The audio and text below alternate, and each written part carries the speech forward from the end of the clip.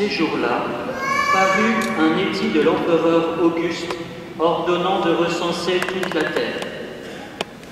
Ce premier recensement eut lieu lorsque Quirinius était gouverneur de Syrie, et chacun allait se faire inscrire dans sa ville d'origine. Joseph lui aussi quitta la ville de Nazareth en Galilée pour monter en Judée à la ville de David appelée Bethléem, car il était de la maison et de la descendance de David.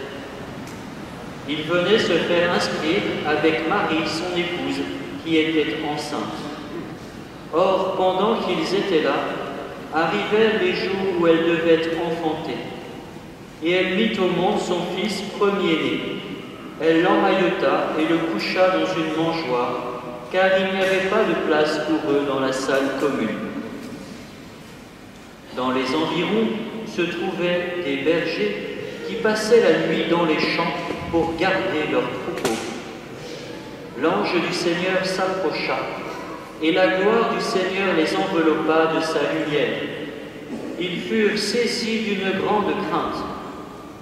Mais l'ange leur dit : « Ne craignez pas, car voici que je viens vous annoncer une bonne nouvelle, une grande joie pour tout le peuple.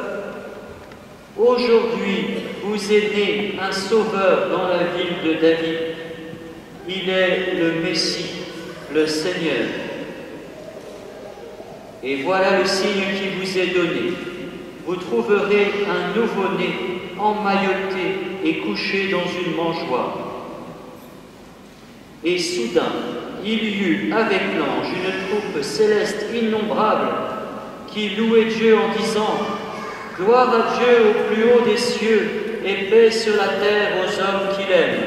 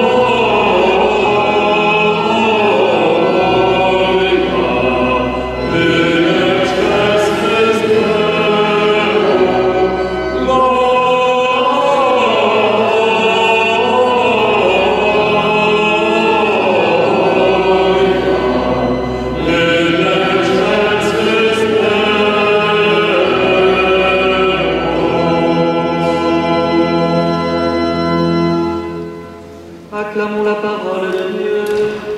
Louange à toi, Seigneur Jésus. Pour nous asseoir.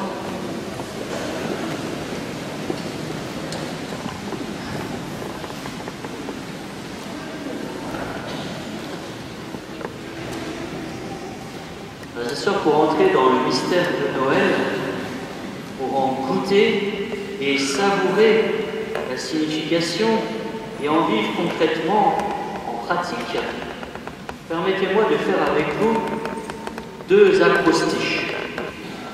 Je vais expliquer ce que c'est. Je pense que cela permettra aux enfants, qui sont nombreux ce soir, de comprendre et d'être attentifs, et aux adultes qui sont des grands enfants, de retenir simplement ce que je veux vous partager. Alors c'est quoi un acrostiche? J'ai regardé dans le dictionnaire pour vous dire.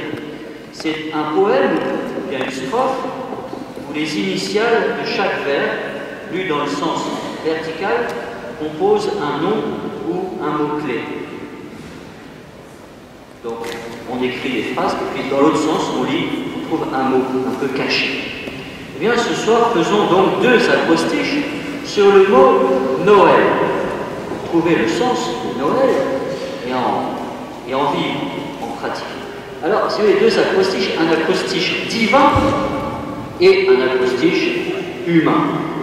Le Christ est vrai Dieu et vrai homme, donc ça convient bien.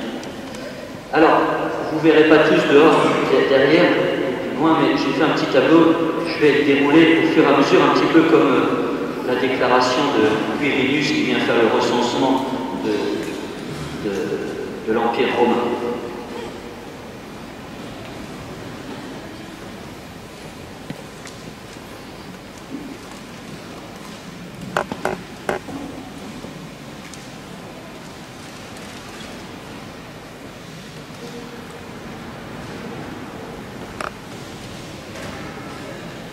Alors, 2 colonnes, Dieu et homme. Alors, N pour Noël, N comme naissance. Naissance. Alors, bien sûr, Noël, c'est la naissance du Fils de Dieu, mais qu'est-ce que cela nous apprend de Dieu, colonne Dieu? Eh bien, cela nous apprend que Dieu est le Dieu de la vie, avec un grand V. Le Dieu de la vie, le Dieu des vivants, le Dieu qui donne la vie. Nous ne la prenons pas par nous-mêmes, nous la recevons. Dieu qui donne, qui nous donne la vie, Dieu qui donne sa vie, Dieu qui est fécond, une fécondité en Dieu. La naissance, ça nous apprend aussi, il a voulu naître comme un être humain, comme nous. Cela montre aussi l'humilité de Dieu, sa petitesse. Il s'est fait tout petit, un nouveau-né. D'ailleurs, vous avez remarqué tout à l'heure, j'ai apporté la petite représentation, le petit santon de Jésus. Tout petit, je ne sais pas si vous l'avez vu de loin, tellement il était petit. Alors j'ai pu le déposer dans la crèche. Dieu s'est fait le plus petit, le plus humble, le plus dépendant pour nous rejoindre, pour nous retrouver. Et il a vécu comme une vraie naissance. Naissance, c'est aussi le commencement, le départ d'une vie. Et le départ pour nous, c'est cela aussi que Dieu nous donne, le départ du salut. Tout à l'heure, nous avons entendu la voix de l'ange qui disait « Aujourd'hui, vous est né un sauveur ». La naissance de Jésus, je le dis souvent, c'est pas seulement Dieu qui vient faire le tour du propriétaire pour voir la température sur la terre, pour voir s'il y a des tempêtes de vent à Chalon et la météo. Non, il vient prendre notre humanité, c'est le début, mais il ne vient pas juste pour naître, il vient pour partager toute notre humanité jusqu'au bout, jusqu'à la mort. Mais ça ne débouche pas sur la mort, ça débouche sur la résurrection, nous le verrons dans quelques mois.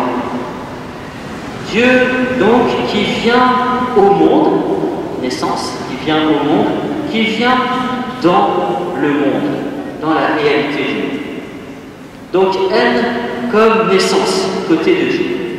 C'est écrit, mais vous viendrez voir plus tout à l'heure. N du côté de l'homme, qu'est-ce que cela, à quoi cela nous invite-t-il pour nous, les êtres humains? Bien, N comme nouvelle vie. S'il y a une naissance, il y a une nouvelle vie qui commence, mais une nouvelle vie qui commence au sens de renaissance. Renaissance, c'est le jour de notre baptême. Nous sommes, il y en a peut-être parmi nous qui s'appelle René, renaissance, nouvelle naissance, nouvelle vie. Nouvelle vie qui commence par le baptême, nouvelle vie qui commence à chaque fois que l'on revient vers Dieu par la conversion, où on choisit la lumière, on rejette le mal, on rejette la double vie, la compromission, le mensonge, le mal, le péché. On renaît, on choisit de commencer une nouvelle vie. Il y en a des recommençants parmi nous, il y en a qui demandent à être baptisés. Mais nous aussi, nous sommes déjà baptisés.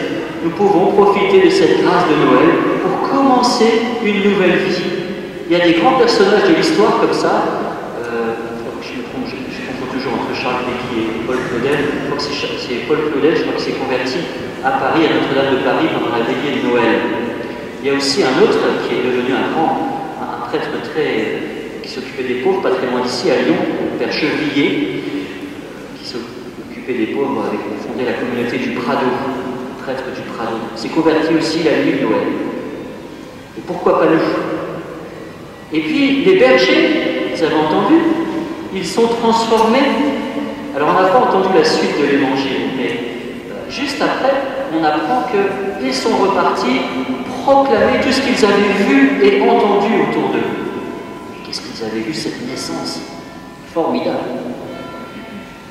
Les mages aussi, nous entendrons dans quelques jours pour l'épiphanie, ils vont rentrer chez eux par un autre chemin, parce qu'ils sont transformés. Cette rencontre transformante avec Jésus, bouleversante, cette rencontre engageante. Donc, N comme naissance, N pour nous comme nouvelle vie. Maintenant, O.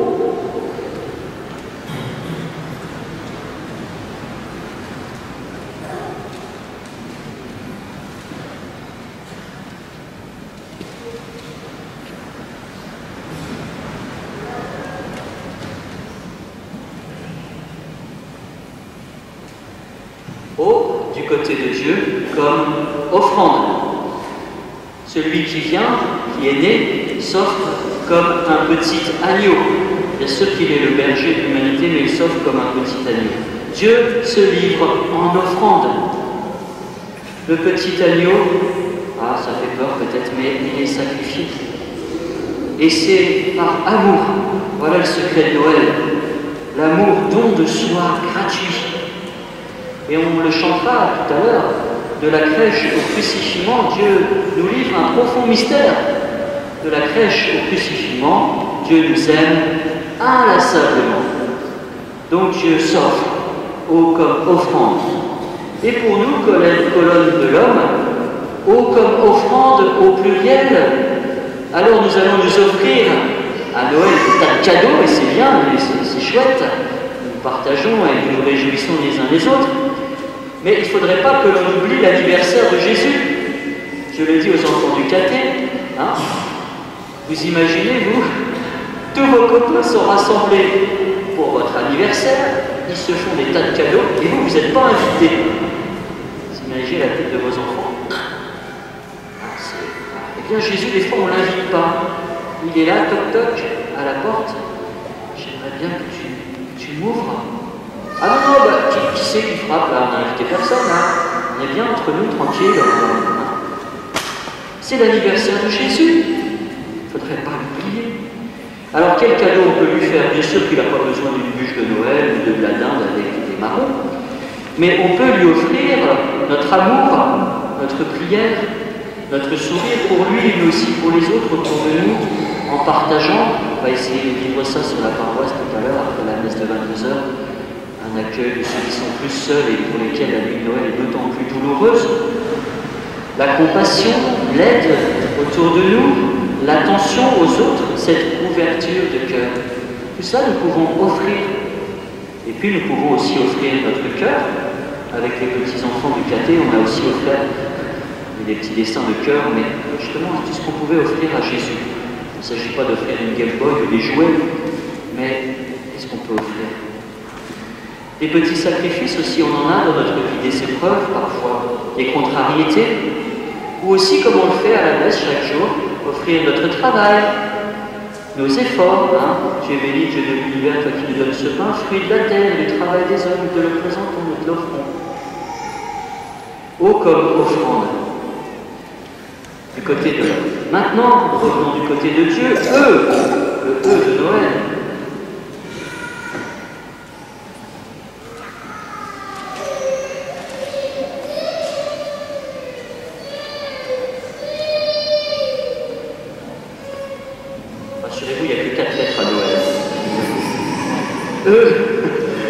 Emmanuel. Emmanuel, c'est le nom donné à Jésus aussi. Emmanuel en hébreu, Emmanuel, ça veut dire Dieu avec nous. C'est pas seulement une formule, un beau prénom. Il y en a peut-être qui s'appelle Emmanuel parmi nous, c'est un très beau prénom. Moi j'ai un grand frère qui s'appelle Emmanuel. Emmanuel, Dieu avec nous, ça veut dire qu'il nous accompagne dans notre vie. C'est le réalisme de l'incarnation. C'est pas une histoire, une belle histoire pour les enfants, l'évangile. C'est pas un conte raconté il y a 2000 ans. C'est réel, ça s'est vraiment passé. Dieu est venu parmi nous. Et puis tout à l'heure, dans l'Eucharistie, il sera réellement présent. Et aussi dans chaque sacrement, Dieu se donne, il est vraiment là. Dieu est présent. Et Dieu est dans nos cœurs. Et Dieu est présent aussi dans la prière. Emmanuel. Nous n'aurons jamais fini de méditer cela. Et justement, ça m'amène tout de suite à la colonne homme. Eux comme émerveillement. Émerveillement. J'ai fait une petite célébration avec les petits de maternelle à l'école de la Colombière, les tout petits. Et il y avait des personnages représentés en marionnettes comme ça, en petite. Et il y avait les petits qui écarquillaient les yeux. Ah, il y avait l'étoile qui arrivait, l'ange. Voilà. Alors on dit ils sont un peu bêtes, non? Émerveillement, gardons cet esprit d'enfance. Il ne s'agit pas d'être niais ou bébêtes, mais souvent on est trop blasé. On a déjà tout vu, on a tout connu. Oh, c'est encore Noël, ça fait 35 ans que je le fais, ou 50 ou 80 ans.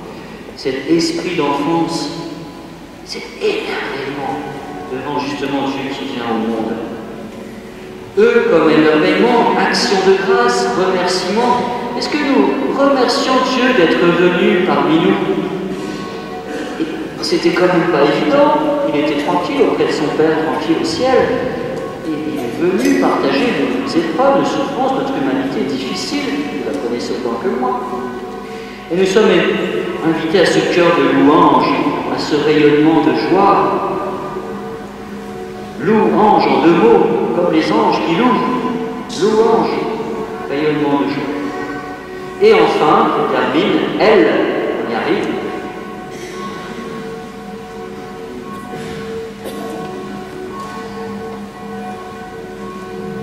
Elle, du côté de Dieu, comme lumière au singulier. Jésus est la lumière du monde, la lumière. Parfois, on se laisse attirer par plein de lumières, les lumières, comme on dit. Le Seigneur est la lumière, notre véritable soleil.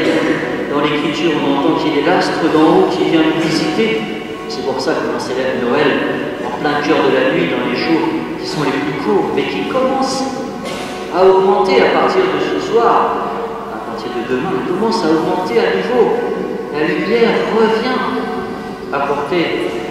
Alors, voilà, le soleil, évidemment, c'est pas Jésus, mais c'est symbolique. Il signifie justement, symbolise justement que Jésus apporte cette lumière. Lumière pour éclairer les nations, dira le vieux Nicodème quand il accueillera le petit bébé Jésus. Lumière au cœur de ce solstice d'hiver. Jésus apporte la lumière unique et véritable.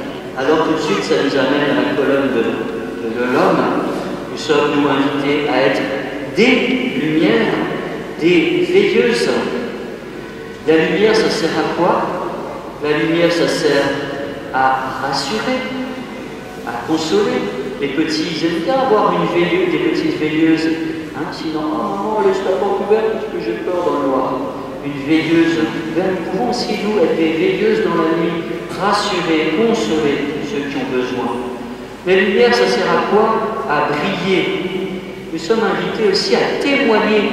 Cette lumière, il ne faut pas la garder pour soi. La lumière qu'on reçoit à Noël, à la crèche, nous sommes invités à la partager, à la communiquer, à la transmettre. Et enfin, la lumière, si on avait par exemple une lampe torche, ça permet de révéler, de montrer quelque chose. Eh bien, nous sommes invités à montrer, révéler Jésus. Hop, à montrer, donner un coup de projecteur, on pourrait dire, sur Jésus. Hein, les stars du showbiz ont un super truc, ça flash. Hein. Vous vous souvenez, il y a quelques années, Johnny qui descendait de son hélicoptère. Voilà, et ben nous, c'est pas Johnny qu'on va montrer, c'est Jésus, notre lumière. Donner un coup de projecteur sur lui. Alors je termine, hein, parce que vous avez froid. Je reprends juste les acrostiches, les deux acrostiches. M comme naissance, O comme offrande, E comme Emmanuel, L comme lumière, c'est le côté de Dieu. Et en réponse à cela, du côté de l'homme, N comme nouvelle vie, O comme offrande au pluriel, cadeau, E comme émerveillement, L comme lumière au pluriel, veilleuse. Bien, vraiment, vivons ce mystère de Noël, accueillons-le de la part de Dieu, vivons-le de la part de l'homme. Amen.